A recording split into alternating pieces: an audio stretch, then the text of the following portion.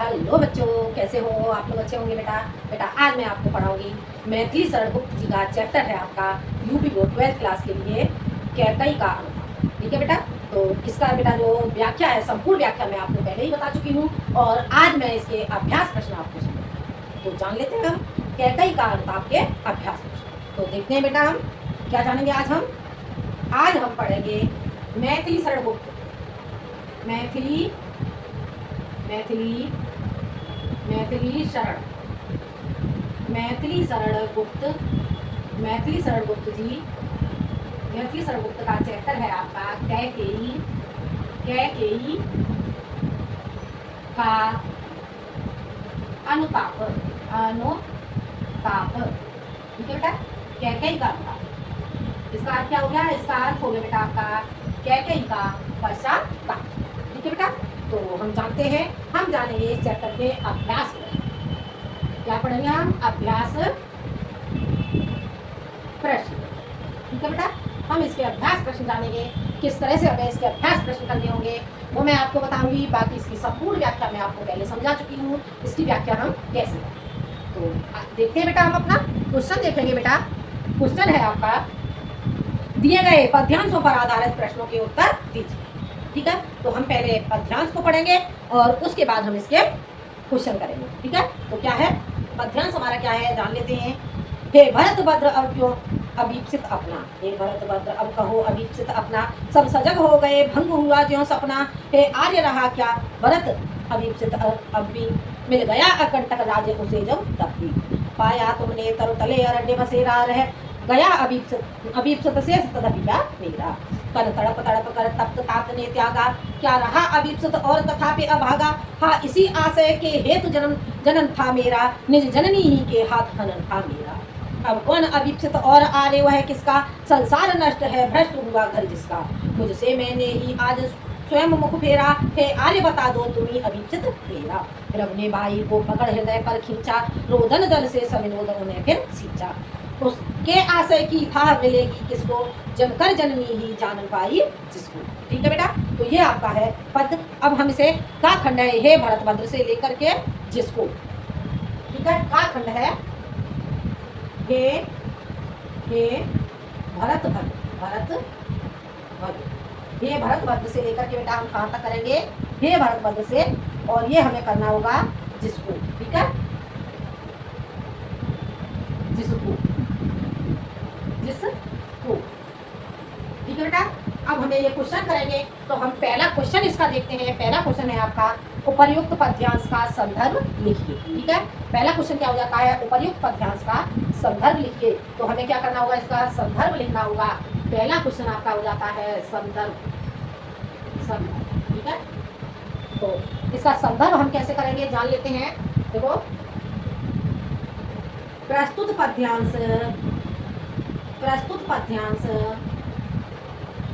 हमारी पाठ्य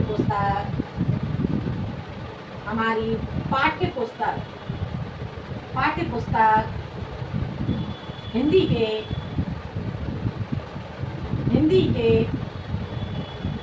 काव्य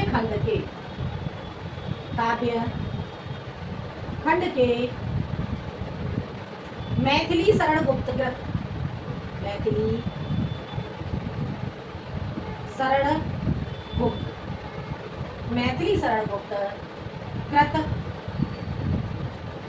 कैकेयी अनुताप, मैथिली शरण गुप्त कृत कैकेयी अनुताप, कैकेयी का अनुताप। ठीक है बेटा, क्या है चैप्टर आपका? कैकेयी का अनुताप। ठीक है, देखते हैं बेटा। ठीक है, कैकेयी का अनुताप शीर्षक से संग्रहित है। ठीक है, कैकेयी का अनुताप शीर्षक से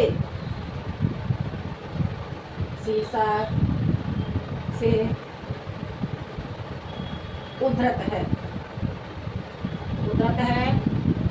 जो साकेत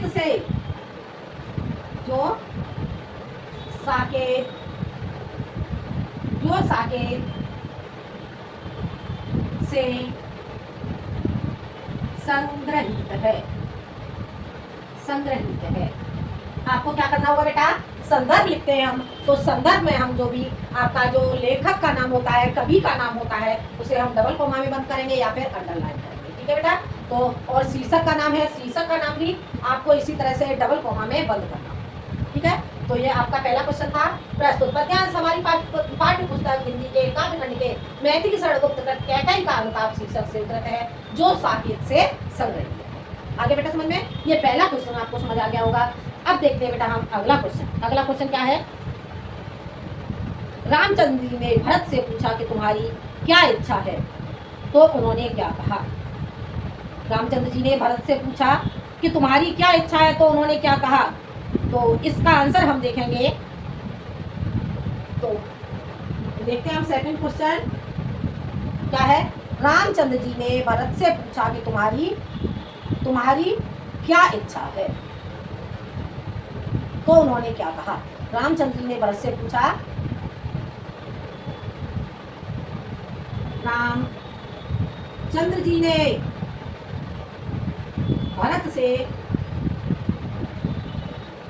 पूछा कि तुम्हारी क्या इच्छा है, तुम्हारी क्या इच्छा है। तो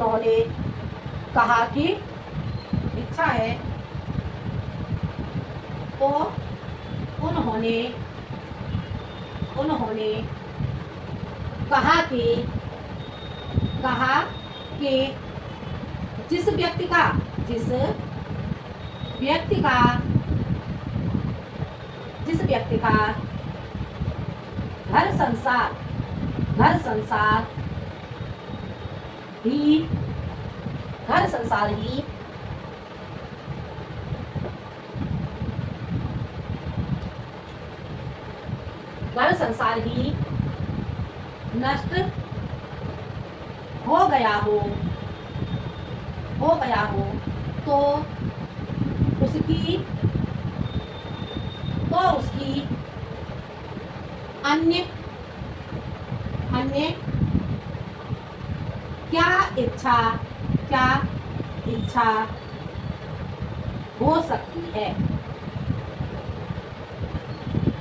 हो सकती है। ठीक है बेटा। क्वेश्चन आपका क्या था,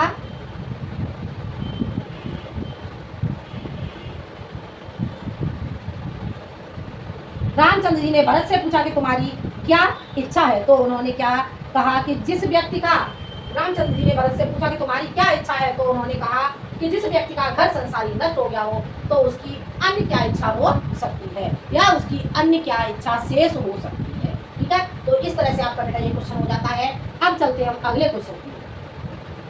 अगला क्वेश्चन है, इस पद्यांश में कौन सा अलंकार है। आपको क्या करना है, इस पद्यांश में कौन सा अलंकार है, तो इसका आंसर आप लिखोगे, इस पद्यांश में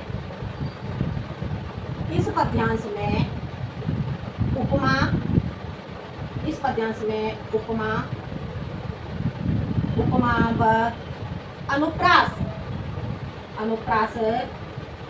अलंकार है। आगे बेटा समझ में, क्वेश्चन क्या था आपका, इस पद्यांश में क्या क्वेश्चन था, इस पद्यांश में कौन सा अलंकार है। तो इसका आंसर आपका हो जाता है, इस पद्यांश में उपमा व अनुप्रास अलंकार है। आगे समझ में। अगला क्वेश्चन आपका हो जाता है फोर्थ। देखते हैं हम अगला क्वेश्चन। अगला क्वेश्चन बेटा हम जानेंगे,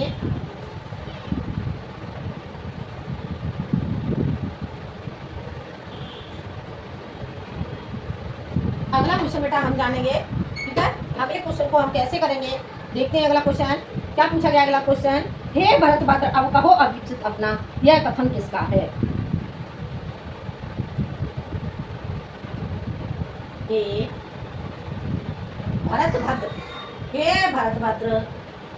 भरतभद्र अब कहो अविकसित अपना, अब कहो अभीप्सित, अभीप्सित क्या होगा बेटा? अब कहो अभीप्सित अपना।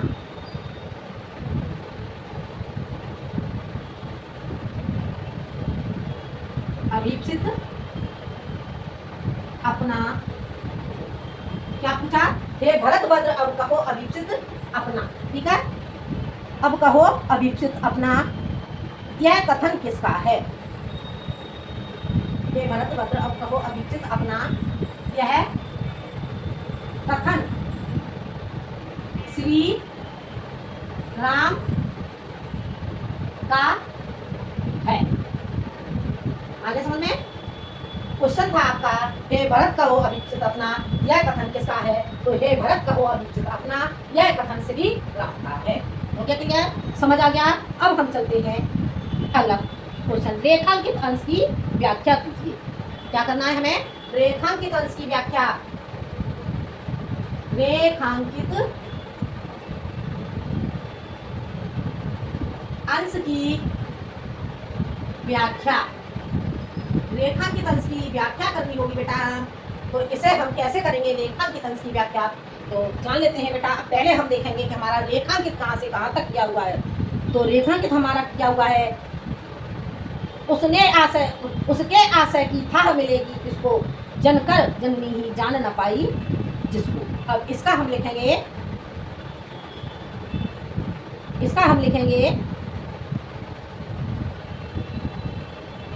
प्रस्तुत पद्यांश में,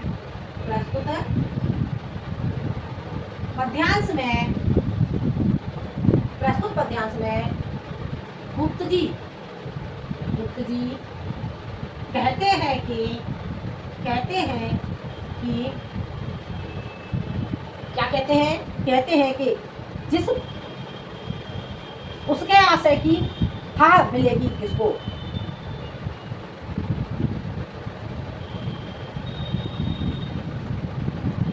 तो इसका अर्थ लिखेंगे हम। इसका क्या अर्थ हो जाएगा? जिसके आशय की था मिलेगी किसको? जनकर जननी ही जान न पाई जिसको। जिस पुत्र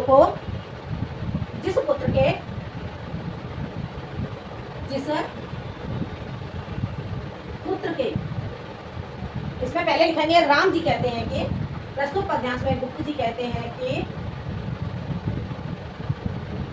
रामचंद्र जी कहते हैं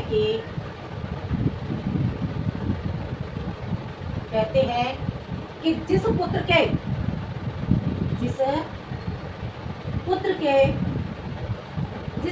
के उच्च भावों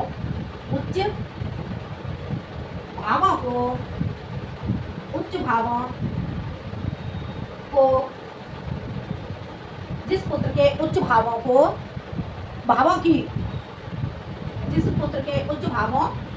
की गहराई को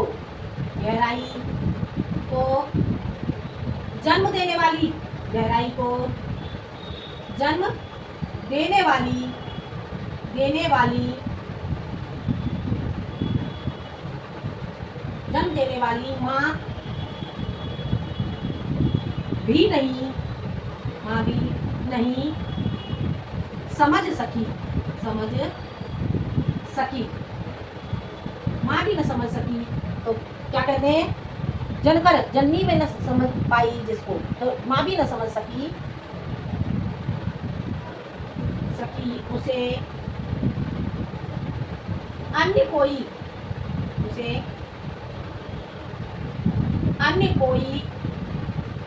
कोई कैसे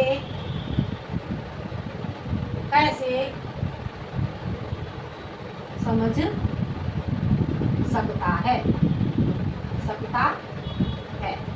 आगे समझ में? प्रस्तुत पद्यांश में गुप्त जी कहते हैं कि रामचंद्र जी कहते हैं जिस पुत्र के उच्च भावों की गहराई को जन्म देने वाली माँ भी नहीं समझ सकी उसे अन्य कोई कैसे समझ सकता है। आगे समझ में? ये आपका हो जाता है बेटा रेखांकित अंश की व्याख्या। ठीक है बेटा, तो ये आपका जो का खंड है, का खंड बेटा आपका कंप्लीट हो जाता है। अब हम चलते हैं अगले खा खंड की ओर। ये आप लोगों को समझ आ गया होगा। अब हम चलते हैं खा खंड की ओर।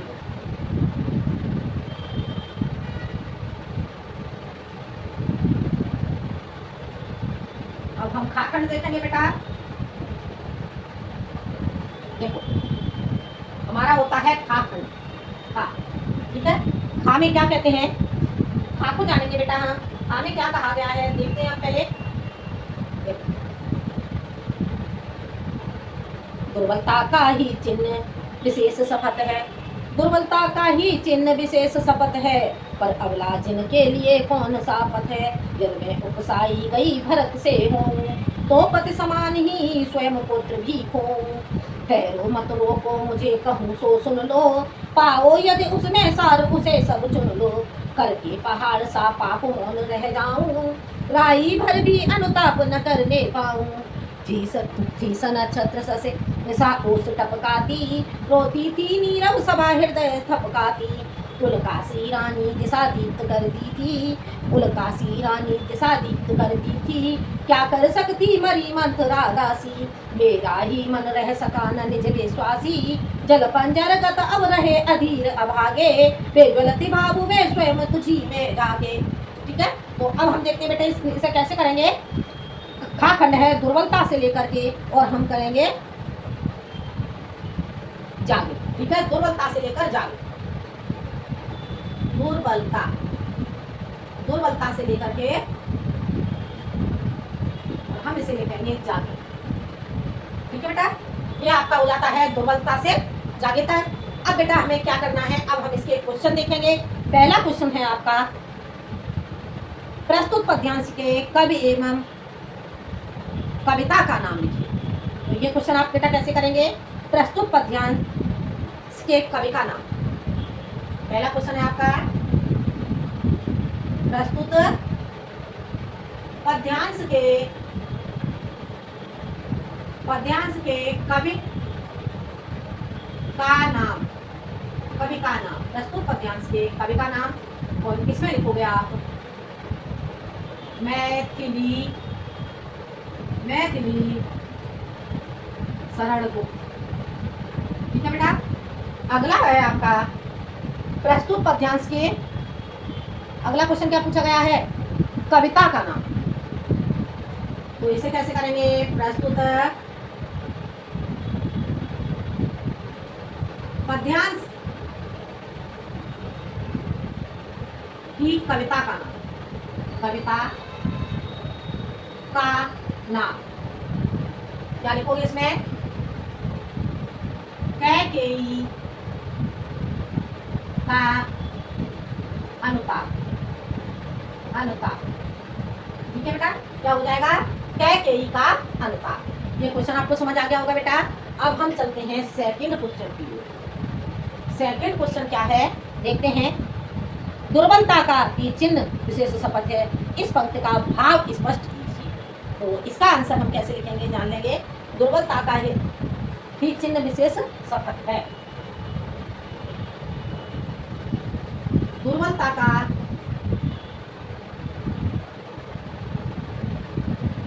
ही, दुर्बलता का ही, क्या क्वेश्चन है, दुर्बलता का ही चिन्ह विशेष शपथ है।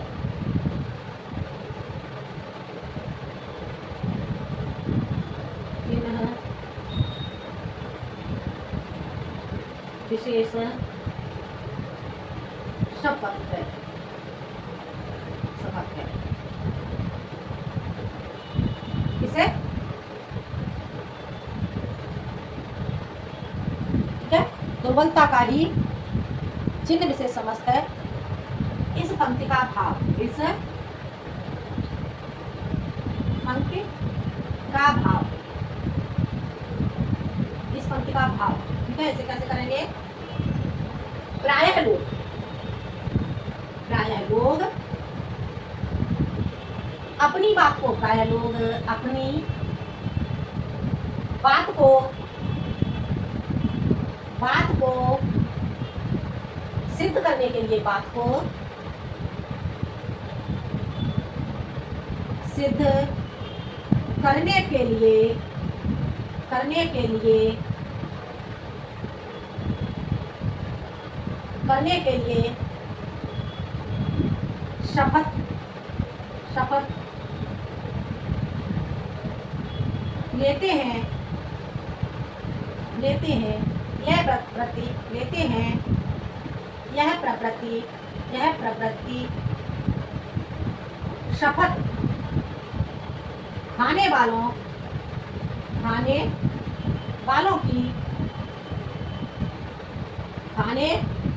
की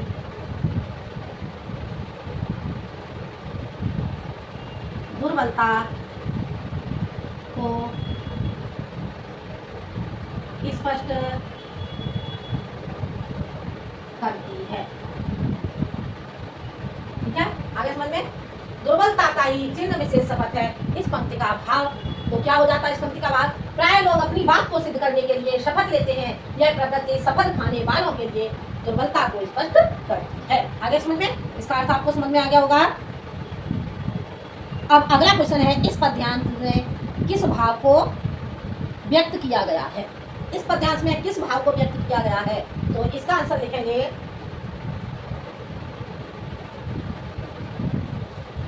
इस पद्यांश में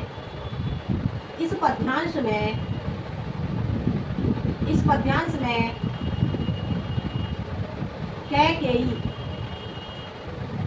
के पश्चाताप के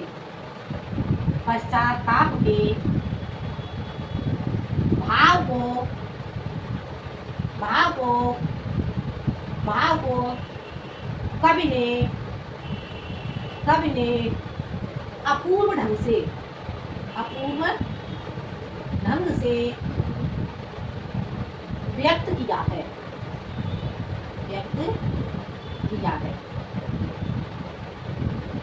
आगे समझ में, इस पद्यांश में कैकेयी के पश्चाताप के भावों को स्पष्ट किया गया है। या तो ऐसे लिख देंगे, इस पद्यांश में कैकेयी के पश्चाताप के भाव को व्यक्त किया गया है। ठीक है, या फिर ऐसे लिखोगे, इस पद्यांश में कैकेयी के पश्चाताप के भाव को कवि ने अपूर्व ढंग से व्यक्त किया। दोनों तरह से कर सकते हैं। ठीक है, अगला क्वेश्चन है आपका, उल्कासी रानी दिशा दीप्त करती थी, इस पंक्ति में कौन सा अलंकार है? देखते हैं बेटा,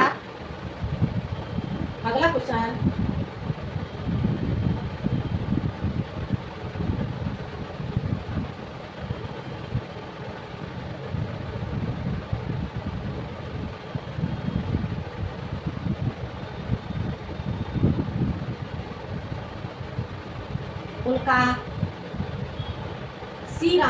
उल्कासी रानी दिशा दीप्त करती थी। क्या है क्वेश्चन? क्या है आपका? उल्कासी रानी दिशा दीप्त करती थी।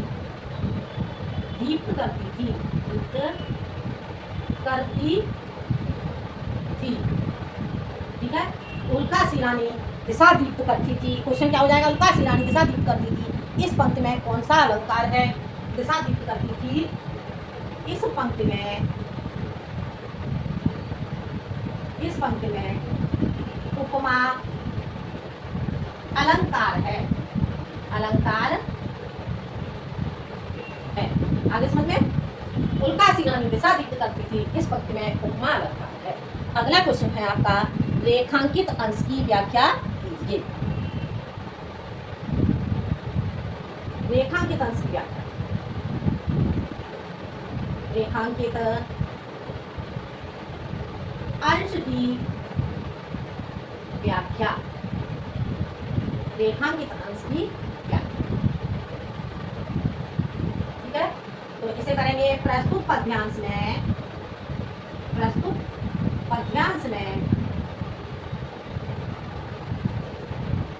गुप्त जी कहते हैं कि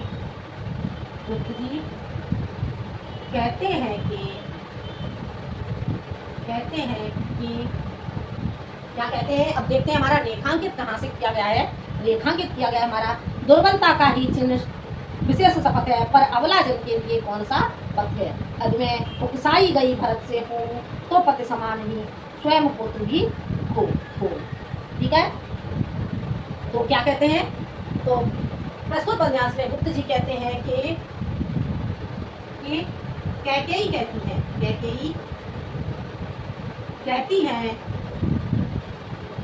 हैं कि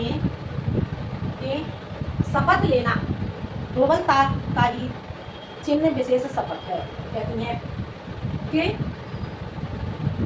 कि शपथ लेना, शपथ लेना, शपथ लेना, शपथ लेना, शपथ लेने वालों के, लेने वालों के लिए, लेने वालों के लिए दुर्बलता, दुर्बलता, दुर्बलता को स्पष्ट करती है, स्पष्ट, स्पष्ट करती है, परंतु, परंतु मुझ अबला, पर अबला जन के लिए कौन सा पद है? परंतु, परंतु मुझे अबला स्त्री के लिए, स्त्री के लिए इसके अतिरिक्त, इसके अतिरिक्त अन्य कौन सा मार्ग है? अन्य कौन सा मार्ग है? मार्ग है, मार्ग है, अन्य कौन सा मार्ग है? फिर आगे वो कहती हैं फिर भी, फिर भी मैं शपथ लेकर कहती हूँ, कहती हूँ कि, कहती हूँ कि यदि कोई, यदि कोई इस बात को, इस बात को सिद्ध कर दे, सिद्ध कर दे कि मैं इस कार्य के लिए, इस कार्य के लिए भरत के द्वारा, भरत के द्वारा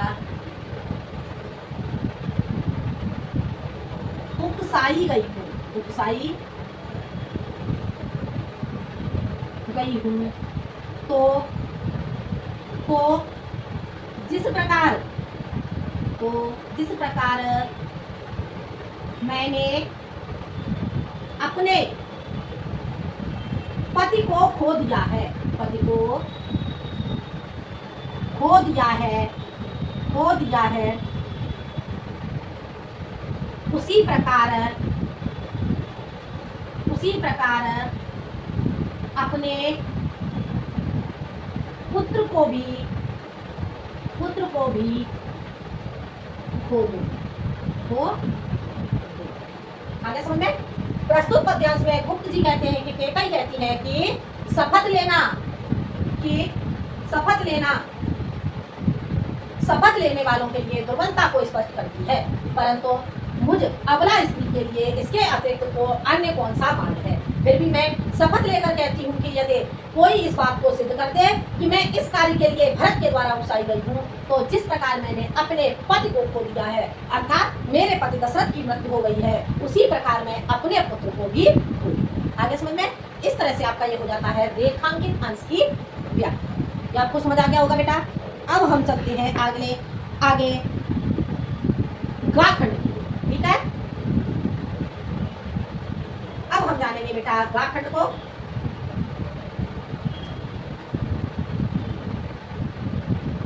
गाखंड देखते हैं बेटा हम।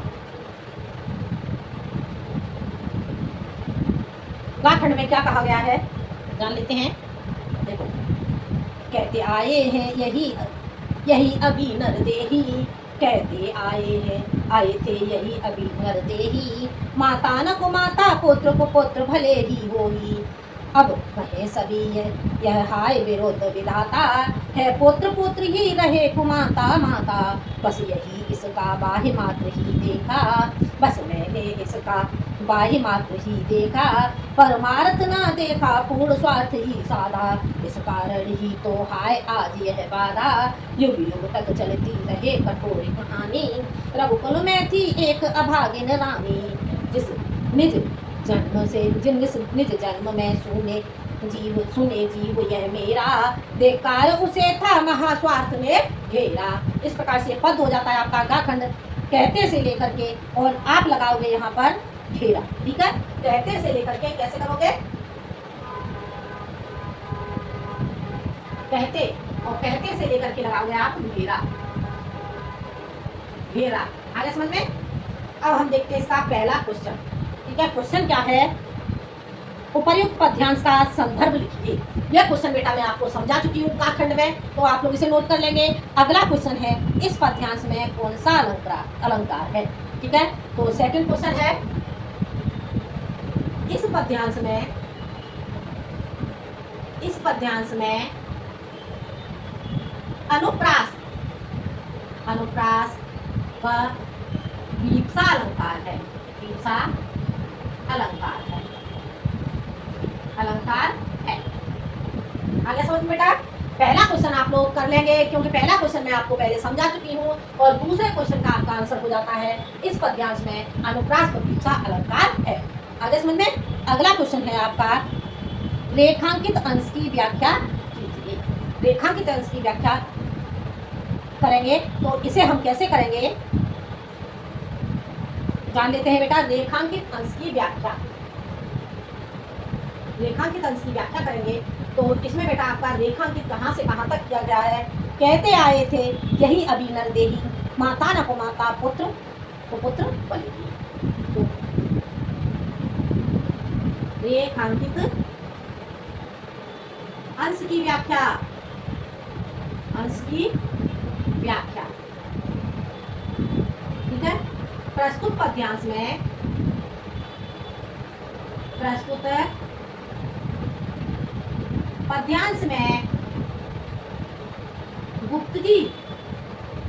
गुप्त जी कहते हैं कि कैकेयी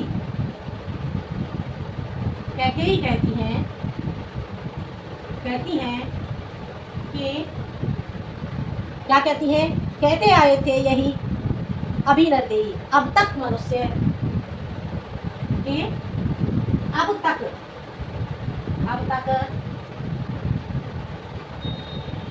मनुष्य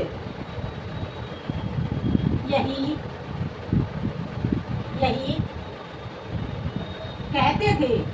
कहते आए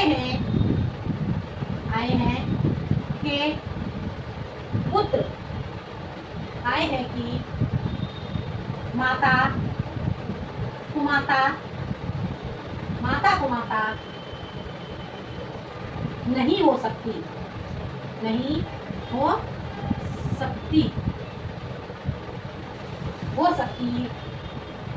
चाहे पुत्र कुपुत्र क्यों न हो। ठीक है, प्रस्तुत पद्यांश में गुप्त जी कहते हैं कि कैकेयी कहती हैं कि अब तक मनुष्य यही कहते आए थे कि माता कुमाता नहीं हो सकती चाहे कुपुत्र क्यों न हो।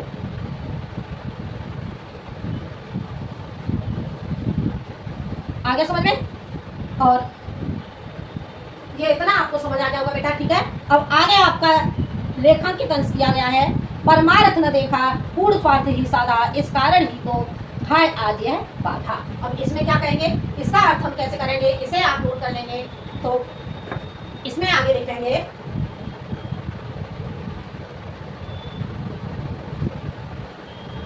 कहते हैं कि परमार्थ ना देखा पूर्ण स्वार्थी। केकई कहती हैं कि मैंने उसका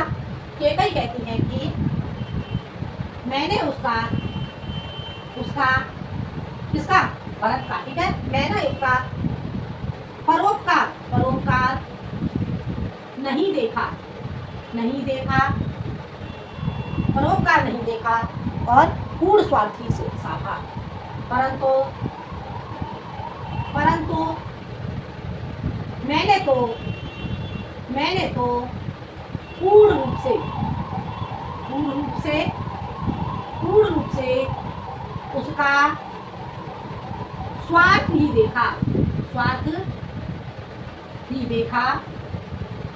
देखा। और आगे क्या कहते हैं, इस कारण ही तो हाय आज यह बाधा। देखा, इसी कारण से ही तो आज यह बाधा उत्पन्न हुई है। आगे समझ में, प्रस्तुत पद्यांश में गुप्त जी कहते हैं कि कैकई कहती हैं कि मैंने उसका परोपकार नहीं देखा, परंतु मैंने तो पूर्ण रूप से उसका स्वार्थ ही देखा, इसी कारण से ही तो आज यह बाधा उत्पन्न हुई है। आगे समझ में, ये अब आगे क्या है, आगे फिर आपका अंडरलाइन किया हुआ है नीचे की लाइन में, तो देखते हैं इसमें क्या लिखेंगे आप। नीचे का रेखांकित की व्याख्या करेंगे तो क्या लिखेंगे, निज जन्म जन्म में सुने जीव यह मेरा, धिक्कार उसे था महास्वार्थ ने घेरा। केकई कहती हैं कि मनुष्य अपने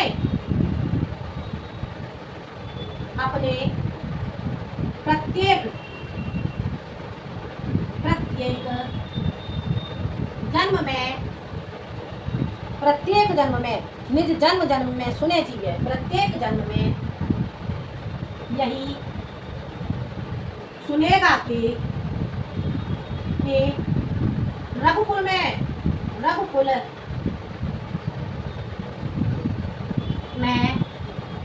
एक रानी हुई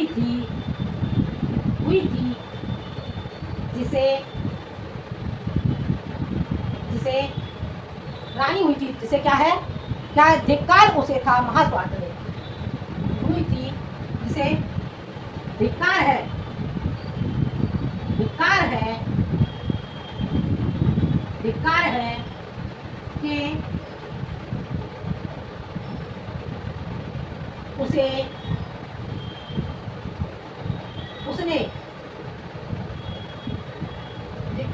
कि उसे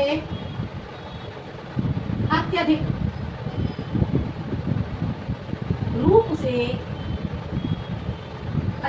से स्वार्थ ने घेर रखा था।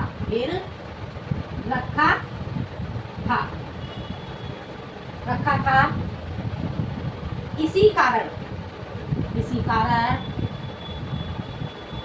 उसने श्री राम को वन भेजा, या इसी स्वार्थ के कारण उसने श्री राम को वन भेजा। ठीक है बेटा, ये आपका रेखांकित अंश की व्याख्या हो जाती है। अगला है, मनुष्य अभी तक क्या कहते आए, पद्यांश के अनुसार स्पष्ट कीजिए। तो मनुष्य अभी तक क्या कहते आए, तो देखते हैं यहाँ पर, तो इसका आंसर क्या हो जाएगा,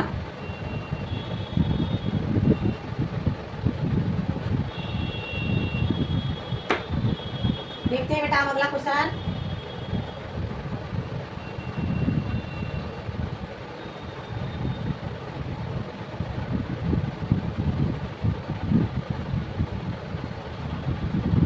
मनुष्य अभी तक क्या कहते आए थे, पद्यांश के अनुसार स्पष्ट कीजिए।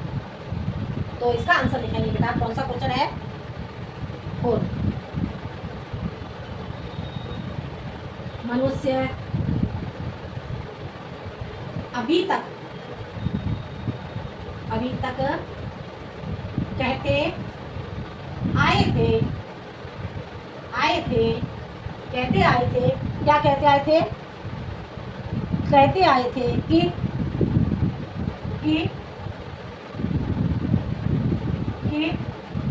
पुत्र कुपुत्र हो सकता है,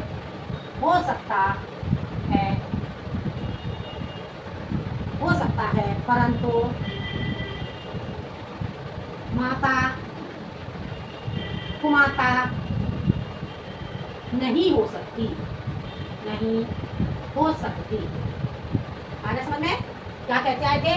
मनुष्य भी तक कहते आए थे कि पुत्र कुपुत्र हो सकता है, परंतु माता कुमाता नहीं हो सकती। आगे समझ में?